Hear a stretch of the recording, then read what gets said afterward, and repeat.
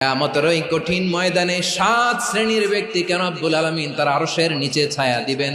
তার মধ্যে প্রথম শ্রেণীর ব্যক্তি হলো ইমামুন আদিল, যে ইনসাফের সাথে বিচার করে, যে জাস্টিস সমাজে সার্ভ করে, যে সুশাসন নিশ্চিত করে, ওই ইমামুন আদিল। আদিল শব্দটা বুঝছেন না? ইন্নাল্লাহা ইয়া'মুরু বিল আদল, পাইছেন? আদিল। 7 শ্রেণীর ব্যক্তিকে আল্লাহ তাআলা সুশীতল আরশের নিচে ছায়া দিবেন, যেদিন তার দেয়া ছায়া ছাড়া কোনো ছায়া থাকবে না।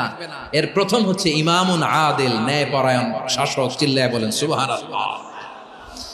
আবার বিশ্বনবী বললেন, ইন্নাল মুকসিতিনা ইনদাল্লাহি আলা মানাবিরা মিন নূর আন ইয়ামিনির রহমান। কিয়ামতের দিন যারা ন্যায় পরায়ণ হিসেবে আল্লাহর সামনে দাঁড়াবে, কিয়ামতের দিন রব্বুল আলামিন তার আরশের ডান দিকে ওই ন্যায় পরায়ণ লোকদের জন্য আরশের ডান দিকে একটা নূরের